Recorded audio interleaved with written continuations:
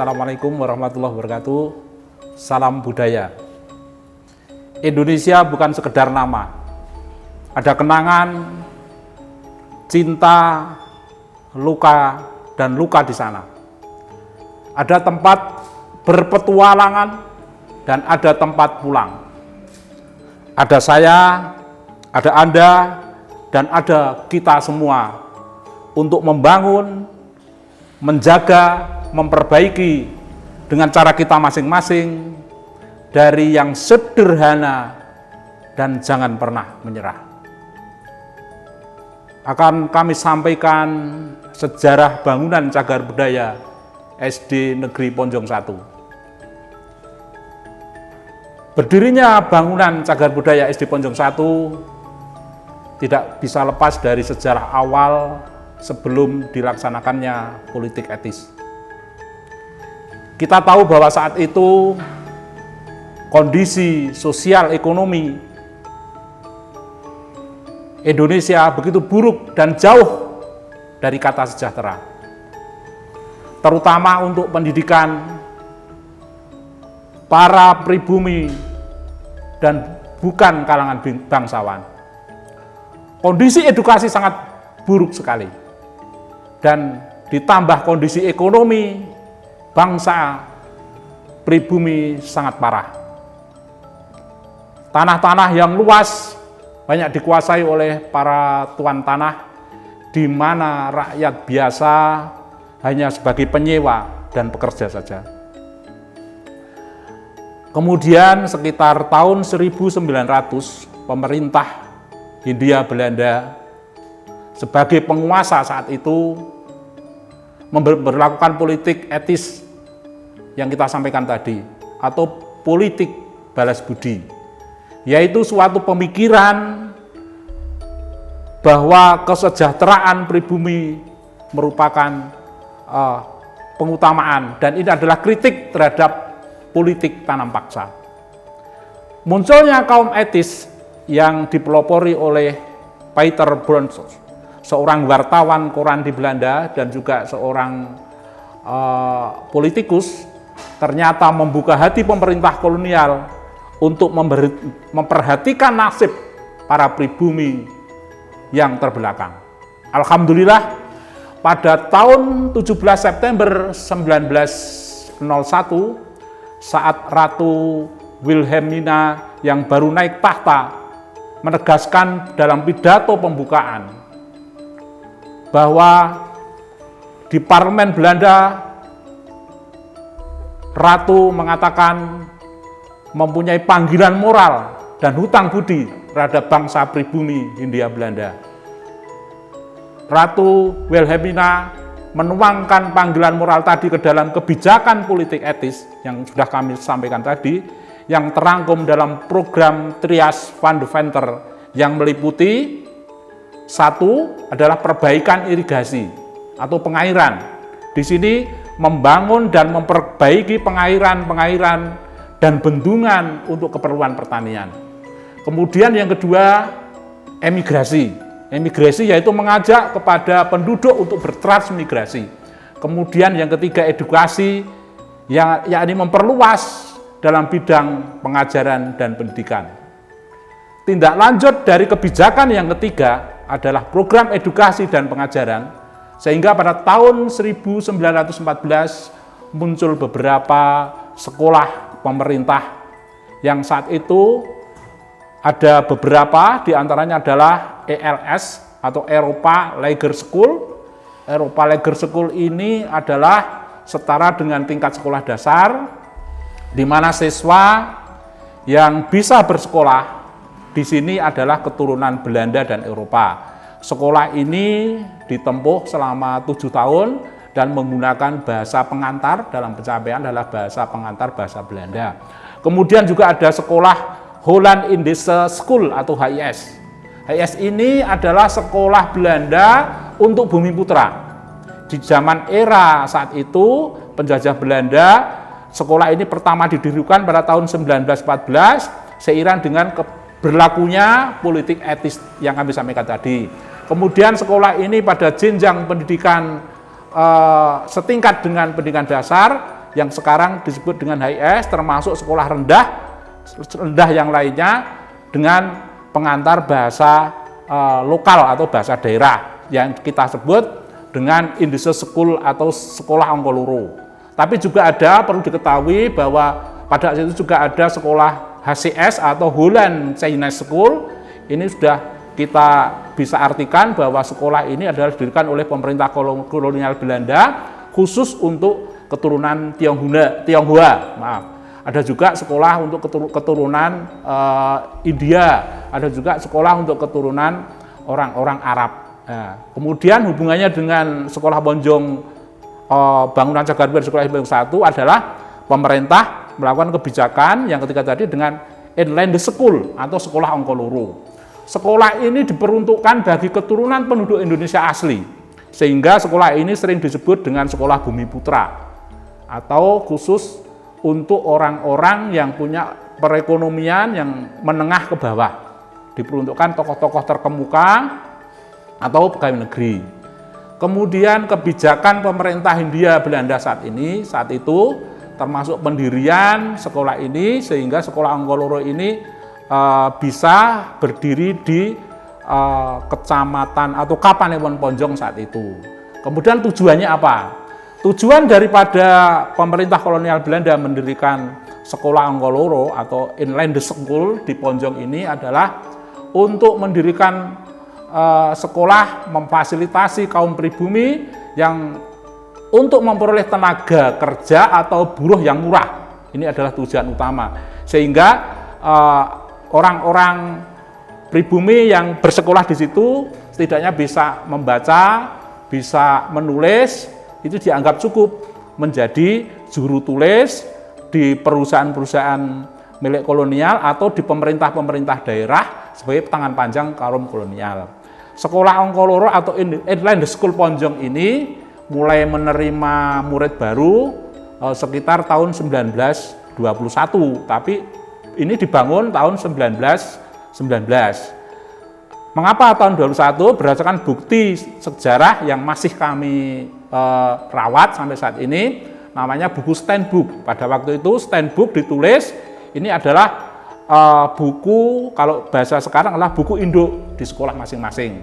Dan ini sudah kami rawat sampai saat ini masih dengan nomor induk 1 yang sekolah di Inland School Ponjong ini adalah bernama Sabikir dengan nomor induk urut 1. Sekarang sudah terakhir di sekolah kami sudah nomor urut 5048.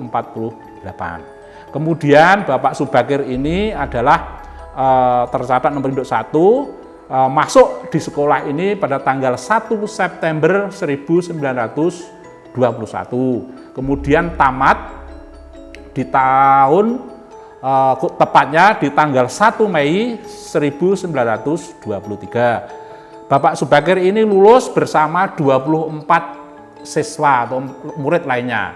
Kemudian 24 ini setelah kami sesuai dengan data yang ada di Steinbook, mereka diantaranya ada anak Saudagar Ponjong ini 2 orang, kemudian mandor pasar, ada yang juga anak mandor pasar itu 1 orang, kemudian anak Kebayan yang di sekitar kota Ponjong itu ada 3, kemudian ada putra Jogo Mirodo itu ada 2 murid, kemudian yang terbanyak adalah putra Kamituo atau bapak Kamituo itu ada 6 anak. Kemudian ada juga di sini tertulis juga nama ayah atau ibu, ternyata ibunya adalah seorang janda, mereka sudah ditulis adalah ibunya adalah janda, itu ada tiga peserta atau 3 murid. Kemudian ada salah satu yang bernama tercantum dalam itu orang tuanya pekerja adalah Merdiko. Kemudian kalau Kanjeng itu ada 5, kemudian Kemasan ada 1 murid. Jadi jumlah murid semuanya ada 24 murid. Inilah sejarah kebijakan dari pemerintah Belanda melakukan politik etis sampai kemudian ada kebijakan sampai tingkat Kapanewon Ponjong, kemudian sampai ada murid pertama mulai berlakunya sekolah ini sudah kami utarakan, sehingga bangunan ini kalau kita hitung sampai sekarang ini sudah 100 tahun. Sehingga dari apa yang kami sampaikan itu menurut sejarah. Kemudian peristiwa penting apa yang dapat kita ambil daripada cagar budaya negeri Ponjong ini. Yang pertama adalah nilai penting yang harus kita bisa dapatkan. Pihak pemerintah kolonial Belanda mendirikan sekolah ini bagi penduduk pribumi hanya bertujuan untuk memperoleh tenaga atau buruh yang murah. Ini bisa menulis, bisa membaca, ini sudah bisa dikatakan cukup, sebab kebutuhan saat itu hanyalah bisa membaca dan menulis sehingga dapat tenaga yang sangat murah. Kemudian sekolah Angkoloro atau Inland School Ponjong ini telah meluluskan dari Pak Subakir bersama 24 murid lainnya. Ini adalah murid yang pertama, merupakan nilai penting bagi kemajuan daerah, khususnya daerah Ponjong dan sekitarnya. Kalau kita lihat memang ini ada Jari Ponjong, juga dari Karangmojo dan sebagainya di sekitar sini, dan ini merupakan tenaga SDM yang pada saat itu dibutuhkan sehingga bisa menggerakkan baik perekonomian, baik edukasi dan sebagainya di kota Ponjong sekitarnya. Kemudian juga akan memberikan kontribusi kepada pemerintah Gunung Kidul yang saat itu juga kita lihat bahwa pemerintah Gunung Kidul kebanyakan pemerintah daerah, kepala daerahnya juga berasal dari Ponjong. Kemudian yang kedua, sebagai sumber daya bangunan cagar budaya di Ponjong 1 ini jelas memiliki nilai peristiwa ya bersejarah juga. Mengapa? Keberadaan tinggalan-tinggalan sejarah ini sangat erat kaitannya dengan suatu masa tertentu, di mana dengan adanya sekolah Angkoloro di Ponjong ini secara tidak langsung bisa menyediakan sumber daya manusia di era sebelum kemerdekaan, karena tahun 1921 sampai 23, kemudian di masa perjuangan kemerdekaan ini juga masih aktif dan berlulusan. Kemudian di masa setelah kemerdekaan itu bisa di lokal Kecamatan Ponjong dan Kabupaten Gunung Kidul. Kemudian ada yang merantau ke Jakarta, ke seluruh negeri ini. Di sana juga akan menyediakan sumber daya manusia yang sangat penting dengan modal pendidikan yang sudah kita cetak dari pendidikan dasar sampai pendidikan selanjutnya, yang mendasari adalah di Inland School Ponjong ini. Kemudian yang ketiga apa? Di sisi lain dengan adanya peninggalan bangunan cagar budaya ini, setidaknya bisa sebagai edukasi dan inspirasi bagi kaum milenial bahwa untuk menggapai cita-cita ini memang perlu adanya perjuangan untuk meraihnya. Ini sebagai inspirasi untuk generasi milenial sekarang. Hal ini mengapa terdahulu mereka sangat rela berjalan dengan keterbatasan fasilitas, dengan keterbatasan yang lain, mereka dapat menempuh dengan ikhlas, dengan perjuangan, dan ini adalah inspirasi untuk anak-anak milenial. Kemudian apa? Nilai arsitektur dari bangunan cagar budaya di Ponjong 1. Dari nilai arsitektur yang bisa itu ada 3 unsur sebenarnya. Yang pertama adalah firmitas, kemudian utilitas, dan venustas. Apa? Firmitas yang dimaksud dengan ini adalah kekuatan dan ketahanan sebuah bangunan.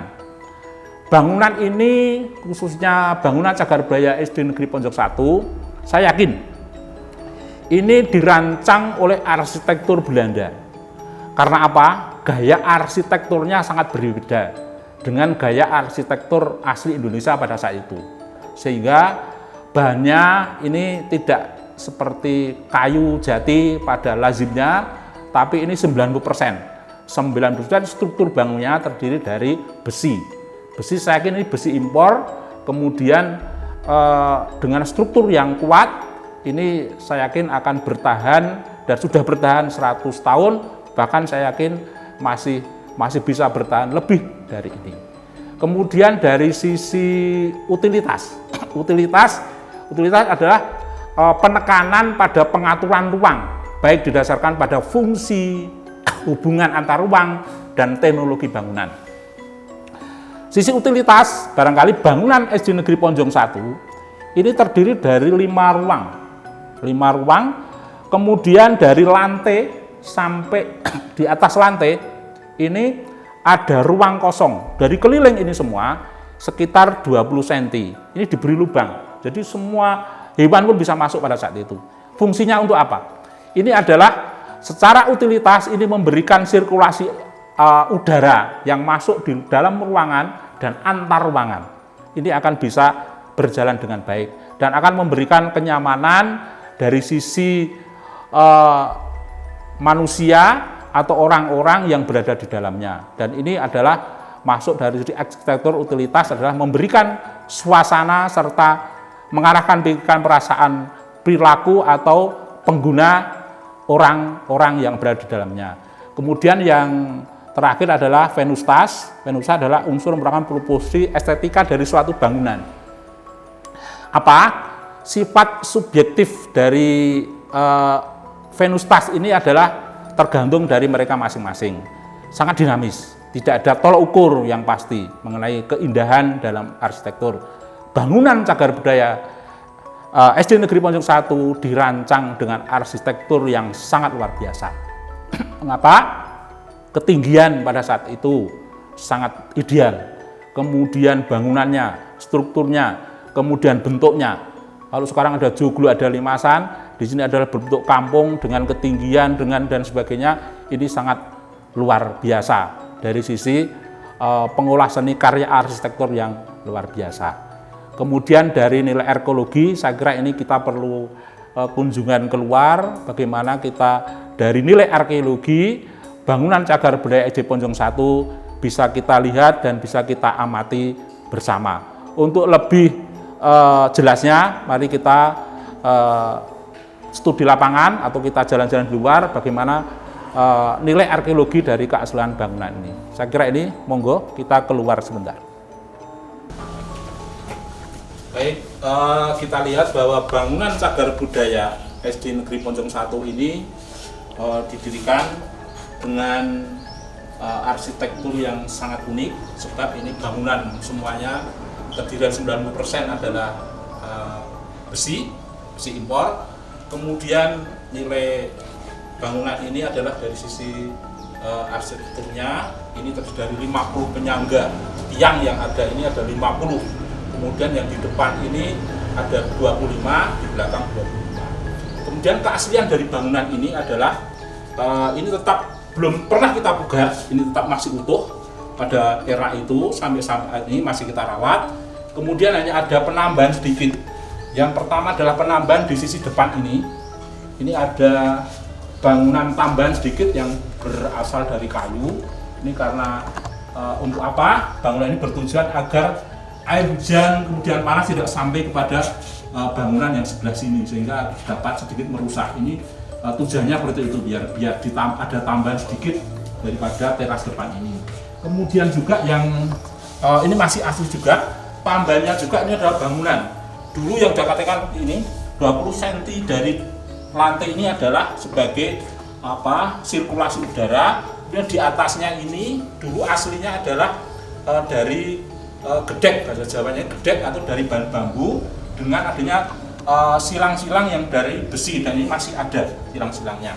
Ini bangunan ini hanya itu yang dipugar. Yang pertama adalah dindingnya, kemudian juga pintu ini juga dulu pernah dipugar sebagai bahan yang dulu adalah semuanya kayu dengan ketebalan tertentu, semuanya dari kayu. Kemudian ada eselnya yang dari besi, kemudian eselnya juga masih asli yang nanti kita lihat di sana.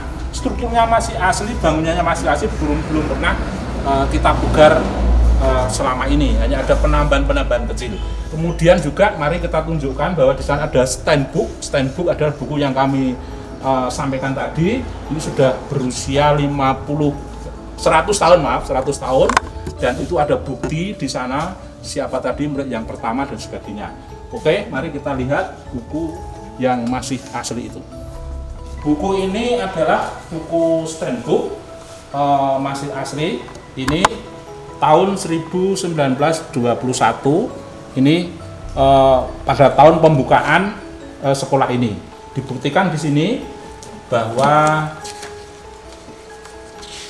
murid pertama bernama Sabikir ini adalah pekerjaan orang tua adalah saudagar Ponjong. Ini masuk pada Ini lulus tahun 23, 1 Mei 23, tamat belajar. Ini adalah murid pertama sampai kepada 24 siswa 24 siswa yang lulus tahun pertama. Ini 24, ini lulus pada tahun 23. Jadi mereka sekolah 3 tahun. Buku ini masih asli, kertasnya juga masuk pada era zaman tahun 1921. Ada 3, 1, 2, 3. Ini di tahun berikutnya sampai dengan tahun 1939 nomor induk seterusnya, dan ini sampai dengan tahun 1951. Kemudian yang juga pada era itu tanda bel masuk, ini tanda bel masuk, ini juga peninggalan zaman saat itu, ini di eranya. Kemudian yang satunya yang masih asli, ini adalah juga bel sekolah yang masih asli.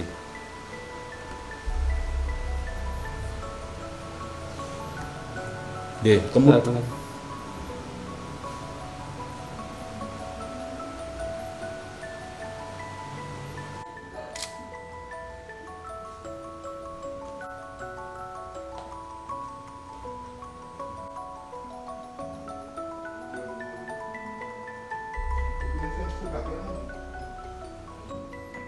Sukija. Nah, ini kayaknya nama orang tua itu.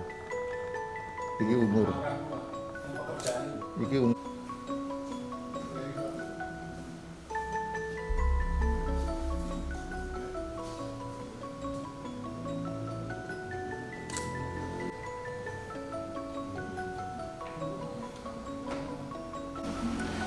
Penghargaan sekolah ini yang pertama kita terima ini tahun 2002 oleh Gubernur Daerah Istimewa Yogyakarta.